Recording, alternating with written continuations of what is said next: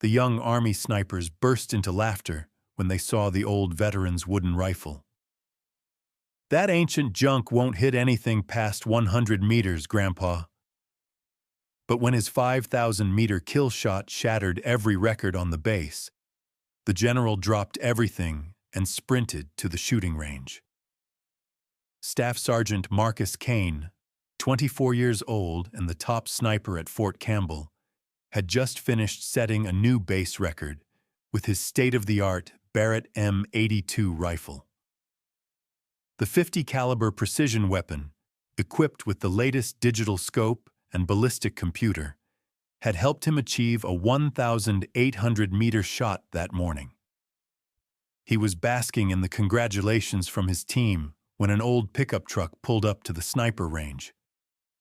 Out stepped a man in his 70s, moving slowly but with unmistakable military bearing. He wore faded jeans, a plain flannel shirt, and carried what appeared to be an antique rifle case. The weapon he extracted was unlike anything the young snipers had ever seen in active use. A wooden-stocked rifle that looked like it belonged in a museum. "Excuse me," the old man said politely, approaching the rangemaster. "I'm Frank Mitchell. General Harrison said I could use the long-range facilities today." Rangemaster Thompson checked his clipboard and nodded. "Yes, sir, Mr. Mitchell. You're cleared for the extended range. Will you need any equipment or ammunition?" Frank patted his rifle case. "No, thank you. I brought my own." That's when Staff Sergeant Kane and his team got their first good look at Frank's rifle. But what he didn't know yet. "Holy shit," Kane whispered to his spotter, Corporal Davis. "Look at that thing. Is that a World War II rifle?" The weapon Frank was assembling was indeed vintage. A Springfield M1903A4 sniper rifle, complete with a U-Nurtle scope that had been manufactured in 1943. The wooden stock was worn smooth by decades of use, and the metal showed the kind of patina that came only with age and careful maintenance.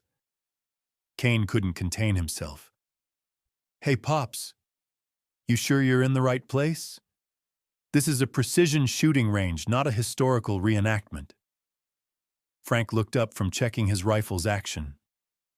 "I'm in the right place, son.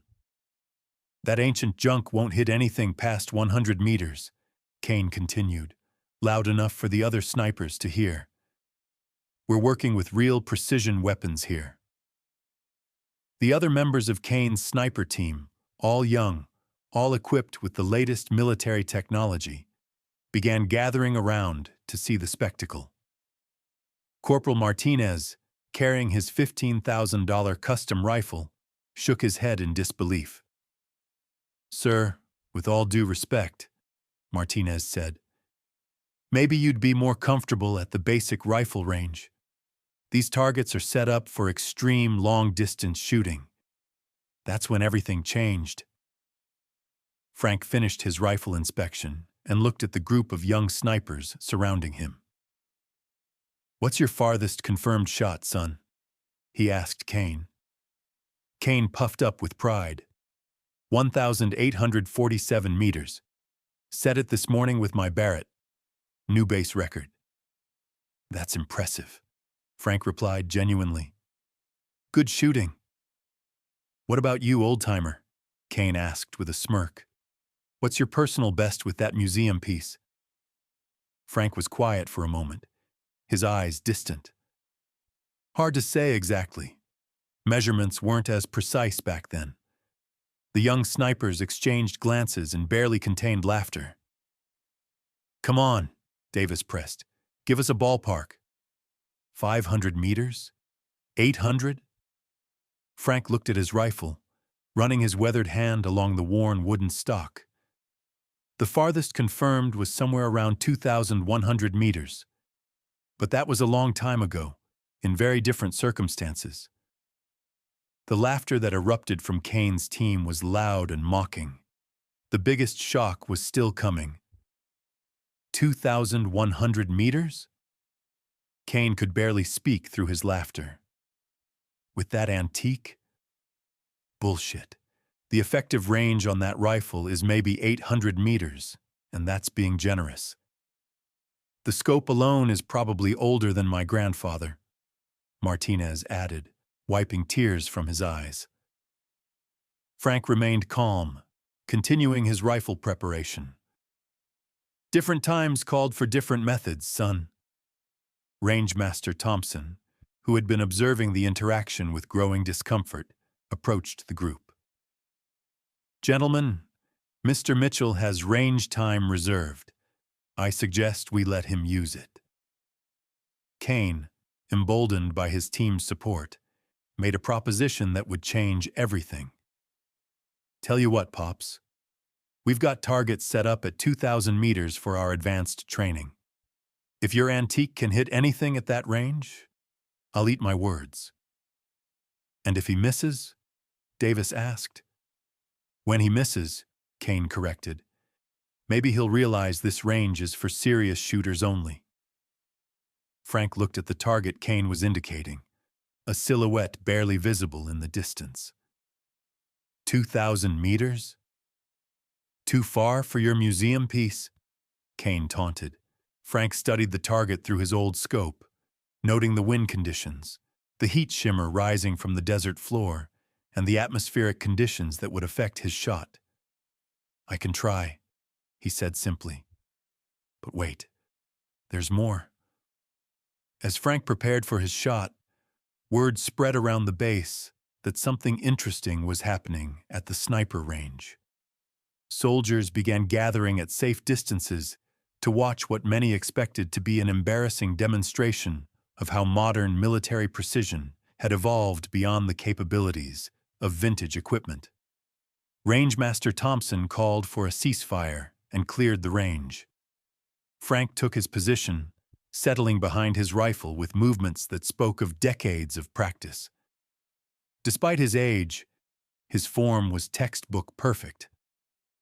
Kane and his team watched with barely concealed amusement as Frank adjusted his scope and checked his position. The old rifle looked almost primitive compared to the high-tech weapons the modern snipers carried. Winds from the southwest at about 8 miles per hour, Kane announced helpfully, though his tone was mocking. Temperatures 95 degrees, humidity at 40%. You know, in case your antique scope doesn't have ballistic computers. Frank made a slight adjustment to his scope. Thank you, son. I can feel the wind. The comment drew more snickers from the assembled soldiers. Frank settled into his shooting position, his breathing becoming slow and controlled. For a moment, the mocking voices faded away, and he was transported to a different time, a different place, where precision shooting meant the difference between life and death for the men depending on him. What happened next surprised everyone. The shot rang out across the desert, the sound of the old rifle distinctly different from the modern weapons the soldiers were used to hearing. Through binoculars, Rangemaster Thompson watched the distant target. Hit! He announced, his voice showing the first hint of surprise. Center mass. The laughter from Kane's team died down slightly, but Kane wasn't ready to concede anything. Lucky shot, he declared. Anyone can get lucky once. Let's see him do it again. Frank worked the bolt action of his rifle, the well-oiled mechanism operating smoothly despite its age. He settled back into position and fired again. Hit, Thompson called out again. High center. Now the young snipers were paying attention. 2 consecutive hits at 2,000 meters with a rifle from the 1940s was beyond luck. If stories of incredible skill, dedication, and the timeless art of marksmanship inspire you, make sure to subscribe to our channel. We share these powerful reminders that experience and expertise can't be bought with new equipment. They're earned through years of dedication and service. Hit that subscribe button to never miss these amazing stories of American heroes. The real surprise was, Rangemaster Thompson approached Frank with a different demeanor. "Mr. Mitchell, I have to ask, what's your military background?" Frank continued loading another round. "I was a sniper in Korea and Vietnam, 2 tours in each." Kane's confident smirk was beginning to fade. "You were actually a military sniper?"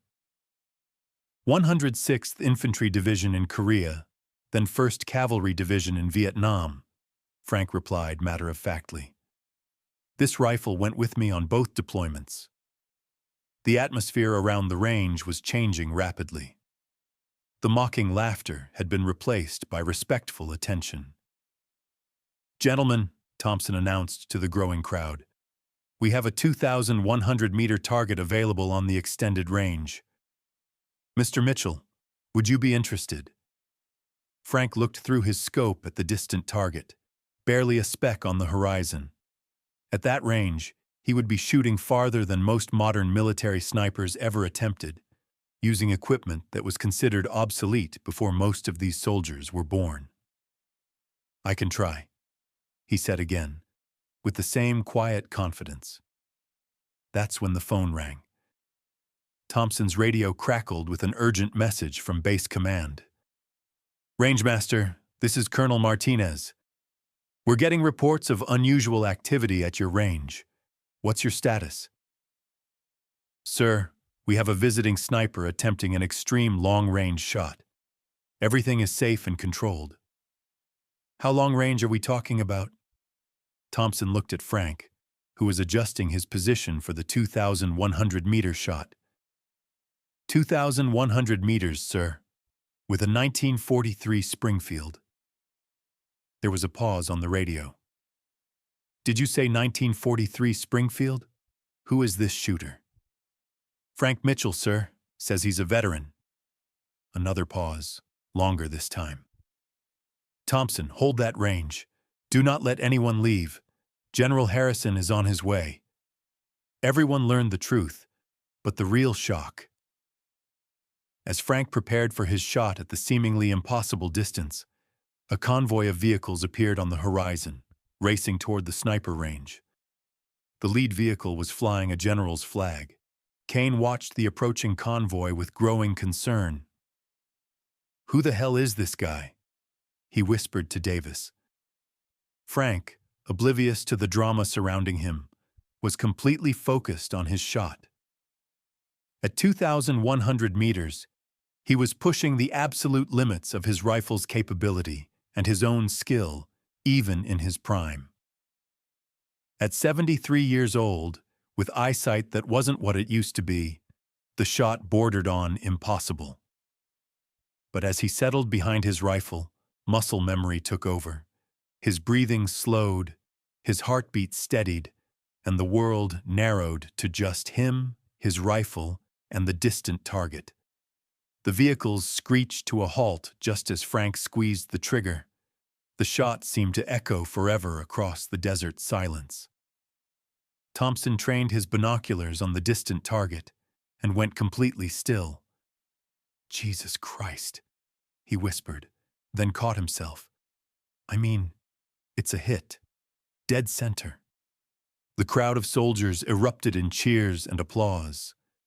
But they were quickly silenced by the arrival of General Harrison, who stepped out of his vehicle and approached the range with obvious urgency. "Where is Frank Mitchell?" the general demanded. Frank lowered his rifle and slowly stood up, his joints protesting after the extended shooting session. "Frank!" General Harrison strode over and embraced the elderly man like an old friend. "You magnificent bastard! You're still at it!" Kane and his team watched in stunned silence as their base commander showed more respect to this old-timer than they had ever seen him display to anyone. "Bill Harrison," Frank said with genuine warmth, "I should have known you'd end up with stars on your collar." "Frank, when I heard someone was shooting impossible distances with a 1943 Springfield, I knew it had to be you. There's only one man crazy enough and skilled enough to attempt something like that." The general turned to the assembled soldiers, his expression serious. "Gentlemen, let me introduce you to Master Sergeant Frank Mitchell, United States Army, retired.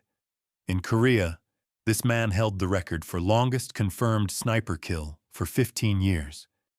In Vietnam, he was known as the Ghost because he could hit targets that other snipers couldn't even see."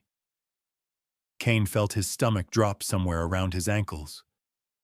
But the biggest revelation was still coming.